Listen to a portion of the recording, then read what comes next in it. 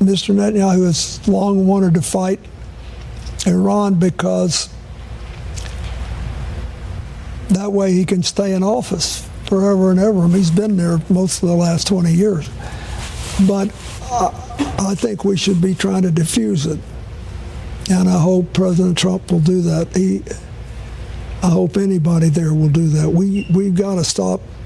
We got to convince our friends in the Middle East that we'll stand with them and try to protect them. But choosing undeclared wars in which the primary victims are civilians who are not politically involved one way or the other, just want to live decent lives, is not a very good solution. Do I think that we have to try to stop Iran from having a nuclear weapon? I do. I tried at that, and we had some success. But we don't have to have all this outright, constant killing of civilians who can't defend themselves and they just want a chance to live. Zgjedhjet në Izrael janë zgjedhje demokratike.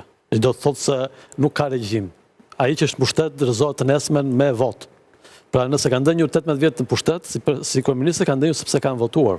Pra nuk jemi në nivelin e një regjimi i cili... Edhe ne votonim 45 vjet me këngë me fare votimi jo me votimin e Izraelit. Izraeli është, po ta njohësh politikën izraelite, është madje shumë e fragmentarizuar, sepse partia që merr në pushtet një parlament me 120 vota merr 3 e 4 deputet. Dhe duan 3 deputet tjetër bësh qeverinë. Pra nuk ka lidhje fare me për Iranin. Irani është... Po flas për Izraelin, për Netanyahu që përmendi zoti Clinton, nuk flas për Iranin. Irani nuk diskutohet fare çfarë është. Izraeli është demokraci. Ai është sot, është nesër mund ta rrëzojnë.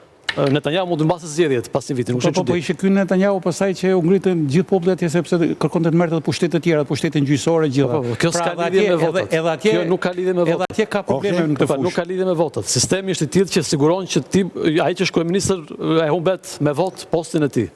Presidenti Clinton mbetet presidenti më i dashur për shqiptarët, sepse është presidenti që çliroi Kosovën, më themi, dhe presidenti ose paktën në presidencën e tij Kosova u shirua. Dhe njëkohësisht shpëtoi edhe Shqipëria, se po të përfshiheshim edhe ne në luftë. Nëse do kishte folur nuk merr vesh se çfarë ndodh. Nëse do kishte folur kështu dhe në 99 mund mos kishte ndërhyr fare.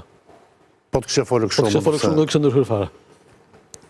Po, me sa duket interesat amerikane në nesta, nuk është kjo temë, ka pa përgatitur për një. 2012 ka një deklaratë të Trumpit kur Obama sulmoi Libin, ka një deklaratë të Trumpit thotë që tashmë do sulmojnë Libin, e sulmoi Libin për arsye se i nevojitej për politikë të brendshme. Pra jemi në të njëjtën fazë. Edhe këti duhet politikë të brendshme sulmin ndaj Iranit, pra. Thjesht po bëjmë politikë me njëri tjetrin.